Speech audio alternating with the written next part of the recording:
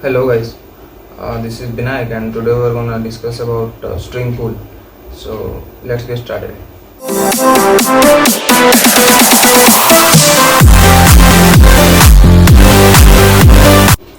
Before we start, let me create a string object.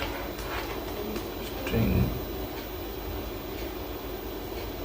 equal to new string hello. So before we start, please pause the video and write down in the comment section how many objects will be created here. Let me go to our notepad. Let me create a square.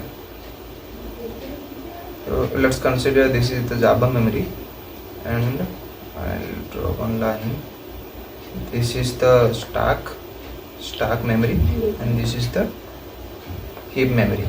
So the object here, when we use the new keyword, so it will create an object in the heap memory and the reference will store here in stack memory n1, and n1 will point to the object. In the object we have mentioned the value string constant as hello. So in the heap memory there will be another location that is called string constant pool, that is SCP, or we can say it is string pool. So here the value will be stored, that is hello. So n1 the reference will point to object reference, object value, and that object will store the value that hello.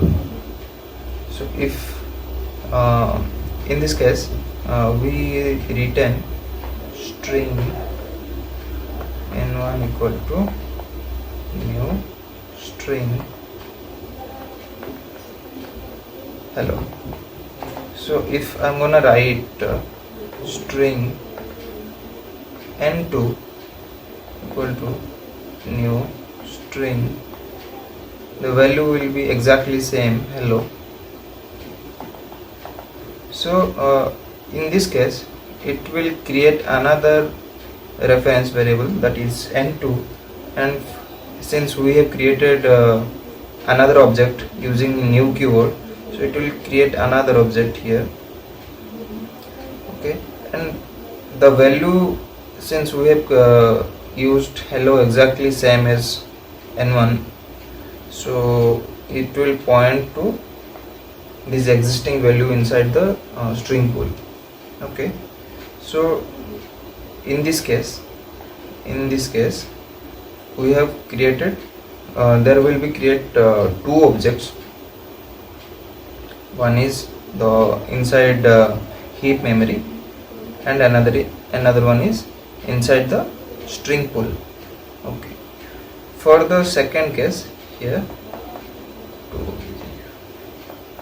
in second line it is gonna create only one object, that is n2, and n2 is going to point the same value that is already created in string pool. So all together it will create one object. So combining these two lines will create three objects.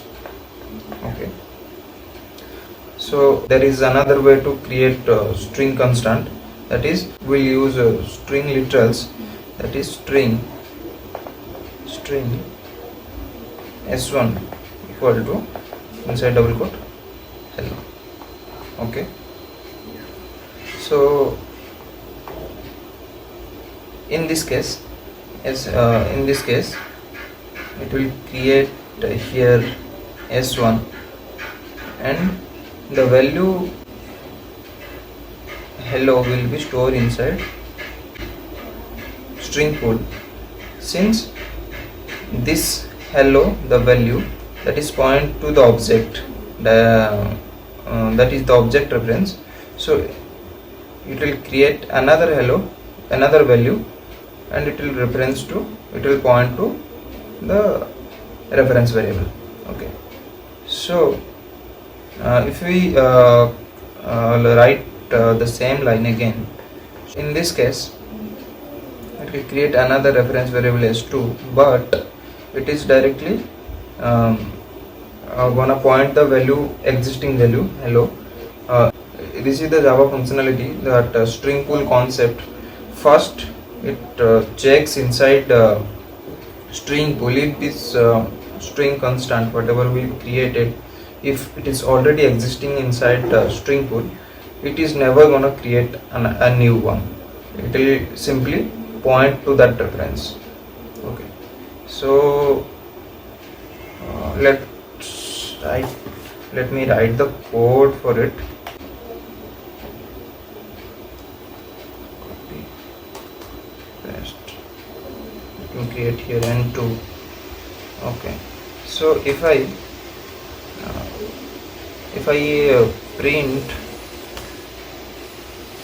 n1 double equal to n2,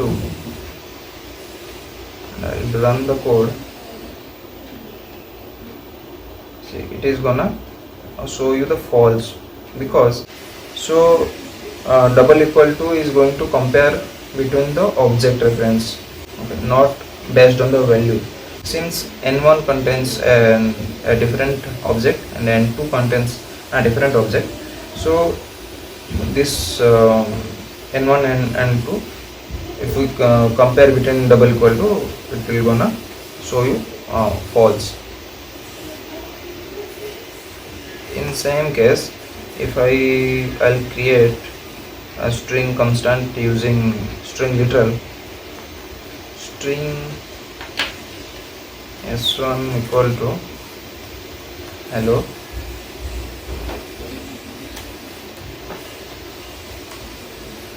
string s2 equal to hello. So in this case,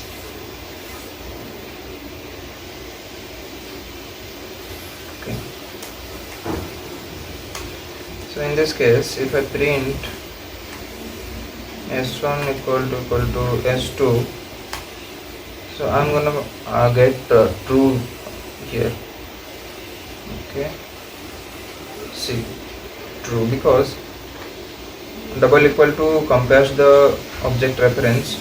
So here s1 points to this hello, and s2 also points to same object inside string pool. So that is gonna give you a true output. Okay, so that's it for guys. If you have any queries, please comment. I'll try to respond you. And if you like the video, please do like, share and subscribe the channel. Thanks.